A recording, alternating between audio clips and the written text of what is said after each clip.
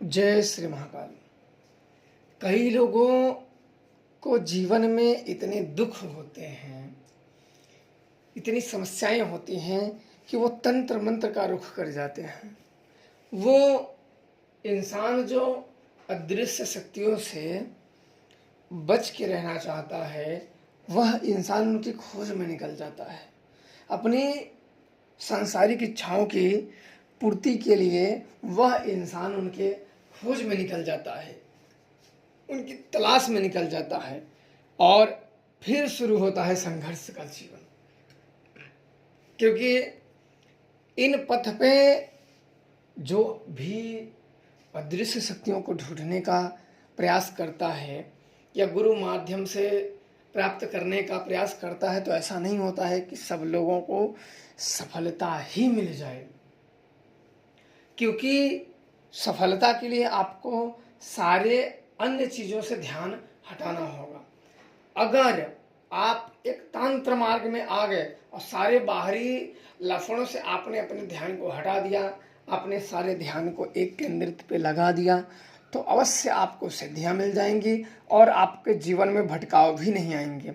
और अपने जीवन में तमाम लक्ष्य अगर आपके माइंड में घूम रहे हैं इधर उधर, तो आप अपने जीवन में आज यहाँ, कल वहाँ, फिर वहाँ, और वह व्यक्ति फिर झूठ का सहारा लेने लगता है। तो इसलिए ये बड़ा कठिन मार्ग होता है और सब मन का खेल है। मन के मते न चालिए, मन के मते अनेक, जो मन पे अवता नहीं सो साधु कोई एक। मन तो आपको लालच देगा। आज यहाँ आगे किसी गुरु के पास गए, हाँ महाराज जी, तो कल चलो किसी की बात उससे भी अच्छी लग गई, अरे बाप रे, तो वहाँ तो ऐसे इंसान सिर्फ लालची होते हैं बस। अन्यथा किसी भी गुरु के पास जाने के बाद आपको मार्ग मिल गया, भक्ति का मार्ग मिल गया, उस मार्ग से व्यक्ति अपना पार लग जाता है। आज ऐसे ही एक घटना बताता हूँ, जो अपनी पत्नी के वियोग में तांत्रिक बना हुआ। ये बहुत ही विस्मयकारी घटनाएं हैं। और ये इस नवरात्र, अभी जो नवरात्र चैत का नवरात्र गया है, अप्रैल में था, अभी ये जून है, अप्रैल में गया है, तो 2-3 महीने की ये पहले की घटना है। वो आदमी को मैं पहले से ही, थोड़ा 2 साल पहले से मैं जानता था और मेरी उससे मुलाकात कैसे हुई थी मैं अवश्य आप लोगों को अनुभव में बताऊंगा। और आप अवश्य घटनाएं सुने, आप लोगों के भी जीवन में कई चीज़ें सीख मिल जाएंगे और समझ मिल जाएंगे। ये बिल्कुल ही सच्ची घटना पे आधारित है। उस समय की बात है, आज से 2 साल पहले, 2 से 3 साल अंदाजन है, 2 या 3 साल है, ज़्यादा नहीं हुआ। तो उस समय मैं गया था शमशान में। दिवाली की रात्रि थी, दिवाली की रात्रि थी। तो मैं शमशान में जब पहुंचने के बाद तो थोड़ा सा पहले पहुंच गया, लाश जल रही थी। तो रात्रि में देखो, जो दूर से लाश लेके आते हैं, जैसे किसी को गंगा के किनारे जलाना हो, और वो जो बड़े दूर से लाश आ रही है, और वहाँ ये लोग क्या सोचते हैं, जो उससे लाश जो जला देते हैं, तो सोचते हैं कि घर में की लाश पड़ी रहेगी, तो जो औरतें लोग रहती हैं वो रोती रहती हैं। तो चलो, जो जाने वाला तो है वो चला गया, जाने वाला चला गया, पर जो वहाँ की महिलाएं हैं, जो औरतें हैं, वो रोती रोती और ज़्यादा उनमें से कोई ना बीमार हो जाए बहुत ज़्यादा, या उनकी भी कोई सीरियस ना हो, कहीं कहीं रोते रोते ही तो चल देते हैं, उनके साथ ही निकल लेते हैं। तो ऐसे लोगों पे दूर दूर ज़्यादातर लोग लेके चले जाते हैं और रात को ही जला के चले जाते हैं। सभी को जल्दी होती है।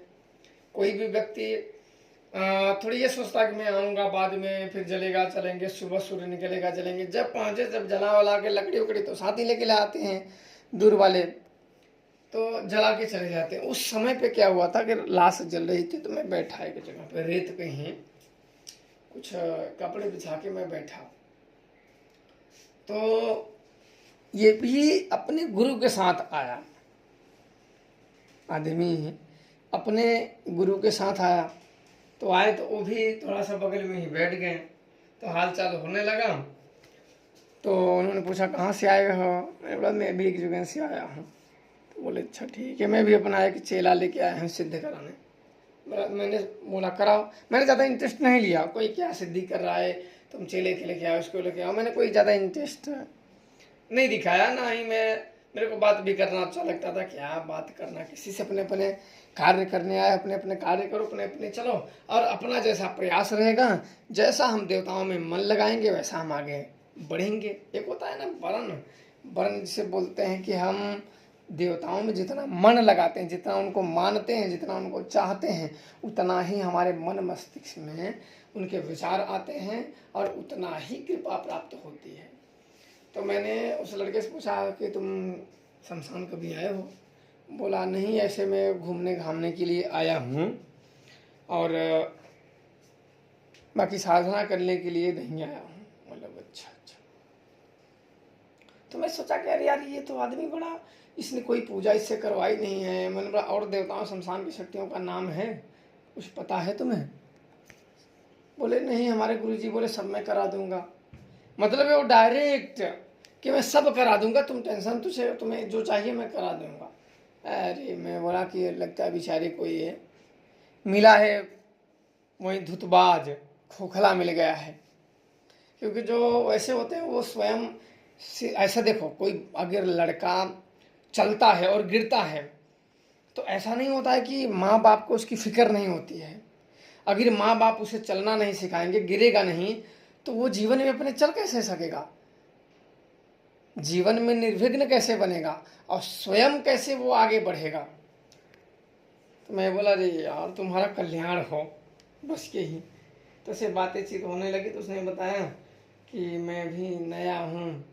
तो उसने मुझे बताने लगा कि मैंने कहा कि तुम क्यों सीख रहे हो, कोई वजह होगी। कई लोग होते हैं किसी को सिखाने के लिए, कई लोग लूट पाटने का। ज़्यादातर अब देखो जो हैं कि अधिकतर लोगों को भरमाने का क्या मार्ग होता है, बोलते हैं हम लोगों की सेवा करना चाहते हैं और उनको बस जानकारी हो जाए, सीखे भी नहीं रहेंगे, जानकारी पर हो जाए कैसे बिठाया जाता है, कैसे क्या किया जाता है, बस वो लोगों को फिर प्रारंभ कर देते हैं। मैंने तो ये देखा हुआ है, ऐसा नहीं कि मैं कोई सुनी सुनी बात कर रहा हूँ, ये तो मैंने सब देखा हुआ है।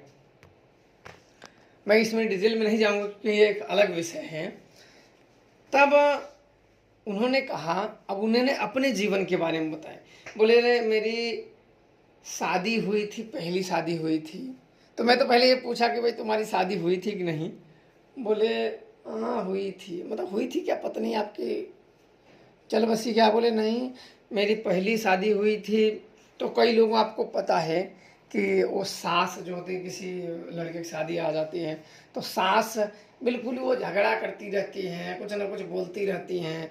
सोते रहो तब बोलेंगी, बैठे रहो तब बोलेंगी, काम करते रहो तब भी बोलेंगी कि पानी मंगाया नहीं लाइए। मतलब जिस व्यक्ति को तुम्हें बदनाम ही करना है ना, तो आप कमियां ही, आपको सिर्फ कमियां ही दिखेंगे, अच्छाइयाँ नहीं देखेंगे। कहावत है कि कई धूर्त लोग राम में भी बुराइयां ढूंढ लेते हैं और कई दूर मूर्ख लोग बेवकूफ मंथरा में भी अच्छाइयाँ ढूंढ लेते हैं। तो अपने अपने विवेक की बात है। आप अगर बुराइयां ही खोजना है तो भगवान राम के भी में लोग देख लेते हैं बुराइयां, और अच्छाइयाँ ही ढूंढनी हो ना तो मंथरा के भी अंदर अच्छाइयाँ ढूंढ लेते हैं। तो बात सब कुछ मस्तिष्क का खेल है, उसके विचार का खेल है। तो ऐसे ही उसको परेशान करते करते, ज़्यादा उसने डिटेल पे मुझे नहीं बताया, मैंने पूछा नहीं, क्योंकि जो मुझे पता है मैं वही चीज़ बता रहा हूँ। ज़्यादा फिर मैंने उस समय पे पूछा नहीं। फिर बोले कि वो चली गई। मैंने बोला तुम दारू पीते तो मार के भगा दिए। तो फिर देखने तो बिल्कुल बिल्कुल सीधा लगता था। तो मैंने सोचा शकल पे मत जाओ, शकल तो वैसे भी सभी के सीधे ही दिखते हैं, पर अंदर क्या होता है वो चीज़ अलग चीज़ होती है, वो बाद में पता चलता है। भगवान शिव कहते हैं कि किसी भी व्यक्ति को अगर पहचानना हो तो कुछ शक्तियाँ उसे दे दो, कुछ शक्तियाँ दे दो, और कुछ समय के बाद रिजल्ट आपके सामने है। जो व्यक्ति जैसा रहेगा, अंदर से जो इसका चरित्र रहेगा, कुछ समय के बाद वो कुछ शक्तियों से उसको सुशोभित कर दो, दे दो। जानबूझ के किसी को पहचानना हो, और मेरे गुरुदेव भी यही कहते हैं, किसी भी व्यक्ति को पहचानना हो तो एक शक्तियाँ उसे दे दो, दे के बस उसे देखो, वो स्वयं ही अपने असली रूप में आ जाएगा। तब आगे का मार्ग ना दो, क्योंकि आगे का मार्ग थोड़ा सा ज़्यादा हाई शक्तियों का होता है। तब उसने कहा कि घर वाले बड़े झगड़े करके ये वो करके ऐसे ही बताया था कि ये वो करके, अब ये वो पता नहीं क्या कर दिए। फिर वो औरत गई, फिर आई नहीं इसके पास।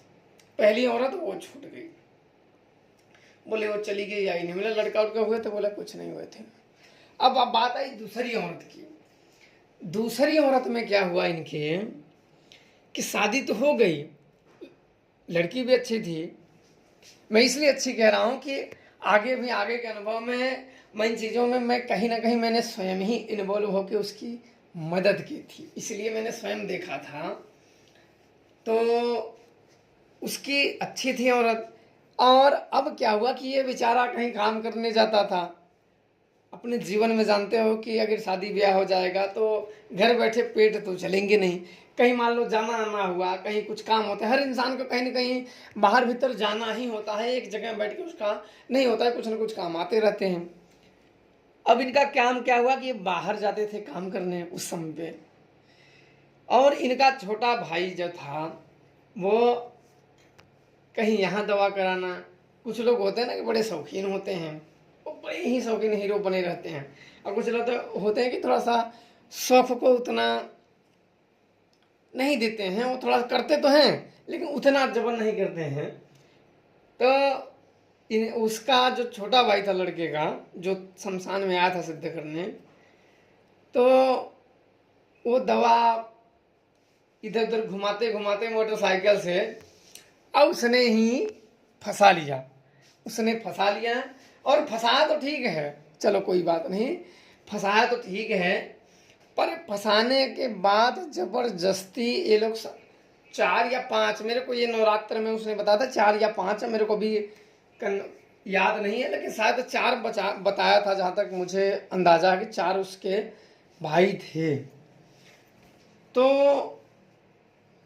उन 4 भाइयों में सबसे बड़ा यही भाई था जिसकी शादी हुई थी, जो तंत्र विद्या शमशान में सिद्ध करने के लिए आया था।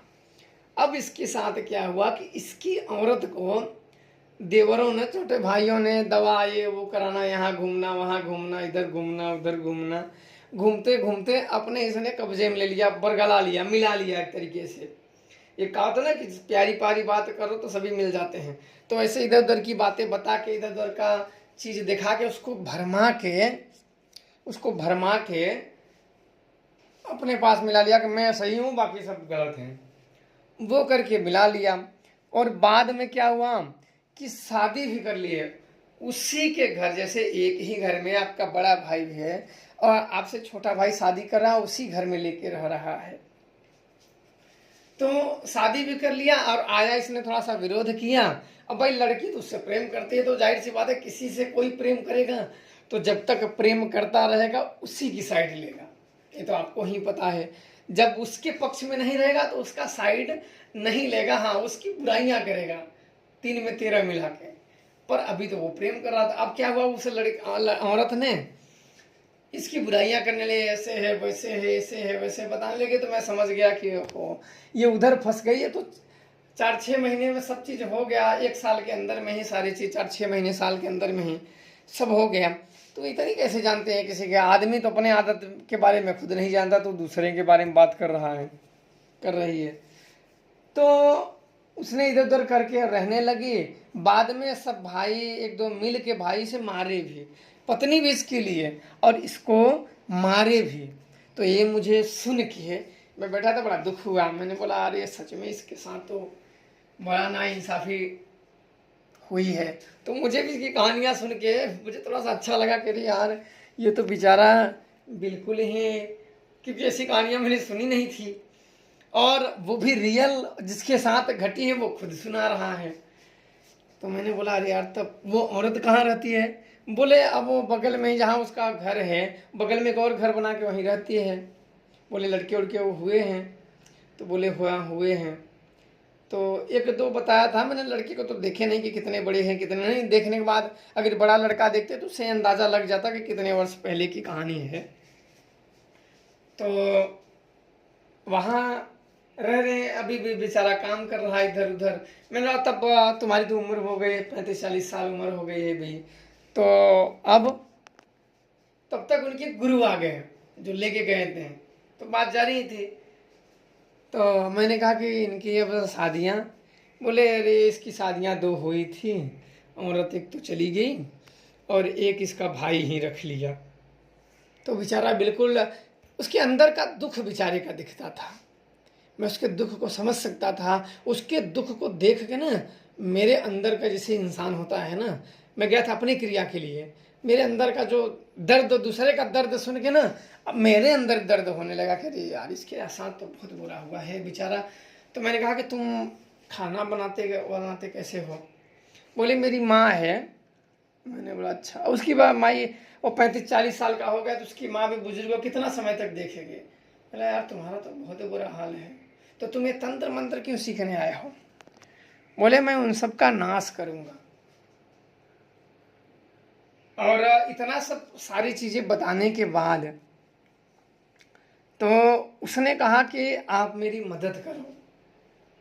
वो हाथ जोड़, अब एक कहावत है ना कि मरता क्या नहीं करता, तो वो हाथ जोड़ लिया सामने कि हम सबकी मदद करो, बड़े दुखी हैं, मदद कर दो तो हम लोग भी निकल जाए, हम लोग भी कुछ सीख ले, नहीं तो नहीं सीख पाएंगे।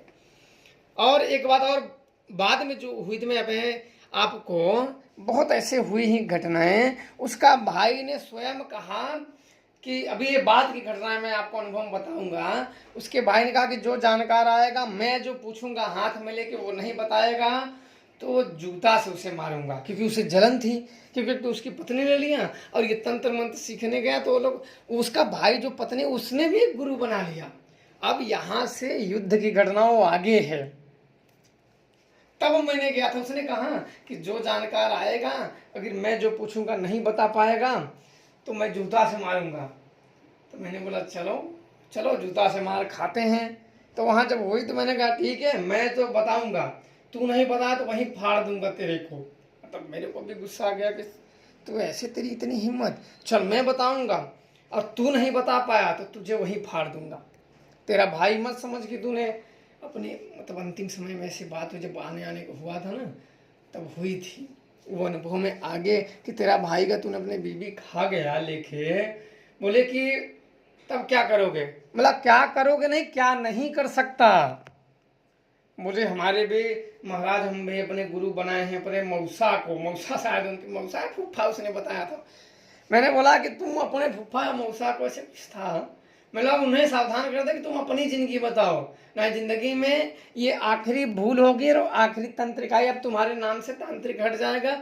जो तुम ओझा बन के अपना जीवन पेट पाल रहे हो ना, वो भी बंद हो जाओगे, कटोरा लिए भीख मांगोगे। ये अंत में हुई थी, तो ये आगे ही अच्छा लगेगा। अब क्या हुआ कि मैं जब वहाँ बात होने के बाद अपनी अपनी क्रिया में, तो लोग अंदर नहीं से गए, थोड़ा सा ऊपर ही बैठ गए। तो मुझे लाश जल के, तब तक मैंने देखा लाश जल के जा रही थी, तो मुझे लाश के ऊपर ही बैठना था क्रिया करने के लिए। तो वो जाने लगी, तो मैंने कहा कि ठीक है मैं जा रहा हूँ। तो मेरा उसने नंबर ले लिया था, कॉल किया, बोला ये नंबर है मेरा, महाराज जी जब मेरी पूजा होगी आप मेरी मदद कर देना, हाथ जोड़ के विनती है। बड़ा सीधा मन के साफ व्यक्ति थे, तो आपको मालूम है कि मन के साफ व्यक्ति बड़ा लोगों से फ्रेंडली होते हैं, हाथ पैर जोड़ते हैं कि हाँ मदद हो जाए हमारी। और उसने फिर अपनी क्रिया में मैंने बोला कि मैं जा रहा हूँ। तो दिवाली की रात थी, मैं वहाँ गया, लाश के ऊपर जहाँ जली थी वहाँ बैठा, सारे हवन किए, वहीं लाश की लकड़ी को एकत्रित किया, हवन किए, पूजा किए, सब कुछ करने के बाद सारी शक्तियों को भोग दिया। भोग देने के बाद फिर मैंने पूजा किया, फिर वापस से उठा, तो ये सब इंतजार कर रहे थे।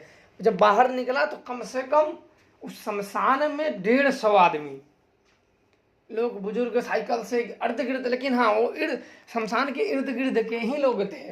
साइकिल लेके आए थे, कोई पैदल ही आया था। तो आप मान ही सकते कि कोई साइकिल से आया है तो कितना दूर से आया होगा, कोई पैदल आया है तो कितना दूर से आया होगा। लेकिन सब ऊपर ही अपने, जो कोई बिच्छे का, कोई नज़र का, कोई टोना का, कोई भूत पकड़ने का, कोई जो शरीर पे देवता बुलाते हैं नहीं सवारी वाला, तो वो चीज़ का, तो अन्य अन्य चीज़ अपने जप रहे थे। तो मैं बोला अरे यार तांत्रिक लोगों की तो बहुत भीड़ है, मैं तो सोचा नहीं है। तो वैसे बाहर निकला तो कई लोगों में बाहर इंतजार कर रहे थे, क्योंकि लाश के ऊपर मैं ही एक बैठा था। तो आया तो नए नए लोग बहुत ज़्यादा थे। अब आपस में एक दूसरे से भिड़े भी थे, जैसे कोई दूसरे गुरु का चेला है तो कोई दूसरे गुरु का चेला है, एक दूसरे में गलत साबित करने के लिए मैं आया। तो फिर रुके, बोले महाराज जी रुकिए, आप वहाँ साधना कर रहे थे? बोला हाँ। बोले अरे हाँ, आप तो बढ़िया वहाँ कर रहे हैं, हम लोग देख रहे हैं, हम लोगों को तो देख के ही डर लगता है। मैंने बोला देख के क्यों डर लगता है, एक दिन तो तुम्हें भी वही सुला के जला देंगे, फिर डरने की क्या ज़रूरत, तब तो तुम्हारा कोई मदद नहीं करेगा।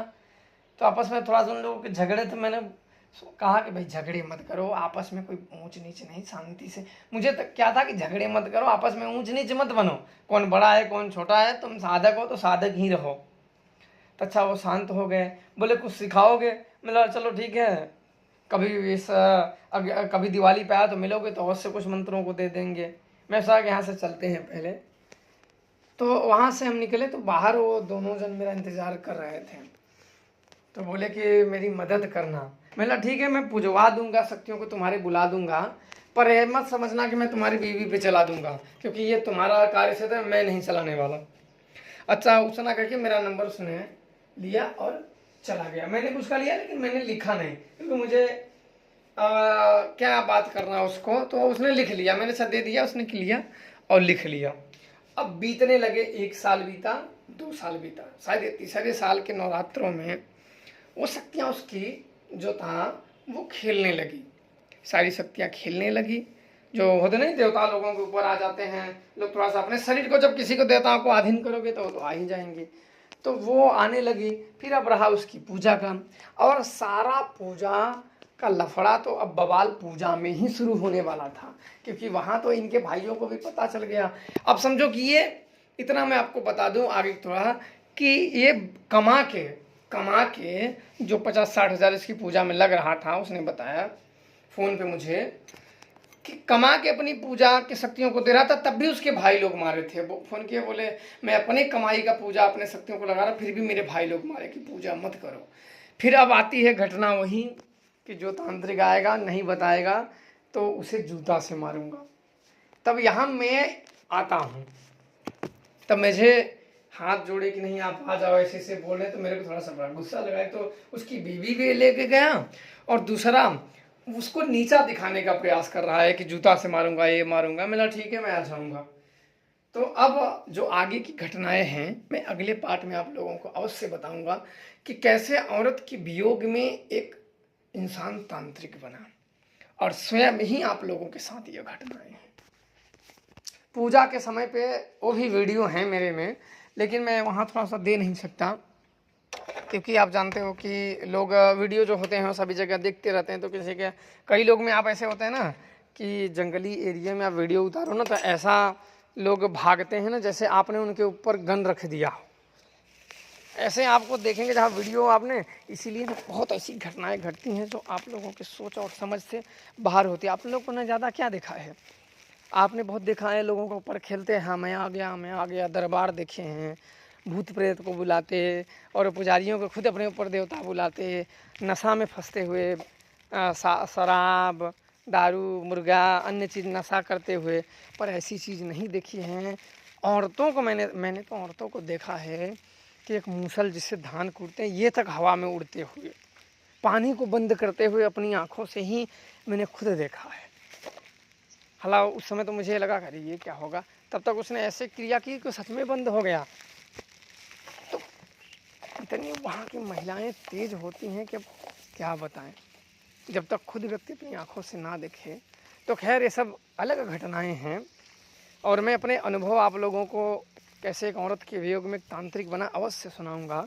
और इस घटना के साक्षी मैं हूँ, और इस घटना के वीडियो भी मैंने थोड़ा बहुत लिए हैं, पर मैं इसलिए नहीं दिखा रहा हूँ कि ऐसी ऐसी शक्तियाँ आई थीं कि वो जानवरों को पटक पटक के जो पूजा ले रही थी ना, वो पटक पटक के मार रही थी। मैं भी ऐसी सिचुएशन विभत्स रूप देख के शक्तियों का ना, मैं मोबाइल तो चालू था कैमरे, लेकिन मैंने आंख अपनी बंद कर दी कि अरे यार कुछ ज़्यादा लोगों के साथ जीव हत्या करने से ना अजीब लगने लगता है, ऐसे महातामसिक। उसने कहा कि मैं पूजूंगा तो तामसिक पूजूंगा, सात्विक नहीं पूजूंगा। मैंने कहा तामसिक शक्तियाँ तो लोगों का बिल्कुल अहित कर देती हैं। बोले हाँ। तो मैं जानता था, देखो मैं जानता था भी कि ये शक्तियों को सिद्ध करने के बाद क्या करेगा। फिर भी वहाँ मैंने शमशान में वचन दिए थे कि मैं आऊँगा तो इस वचन के माध्यम से ही मुझे आना पड़ा और मैं जान रहा था कि ये सिखाने के बाद ये शक्तियाँ क्या करेगा, कहाँ इस्तेमाल करेगा और इसका परिणाम, ये सब कुछ मैं जानता था। जानने के बाद भी मैं चुप था और मदद के लिए मैं विवश था, क्योंकि मैंने उसे कहा था कि मैं तेरी मदद अवश्य करूँगा। तो अगले अनुभव जल्द ही आप लोगों को आएगा। जय श्री महाराज।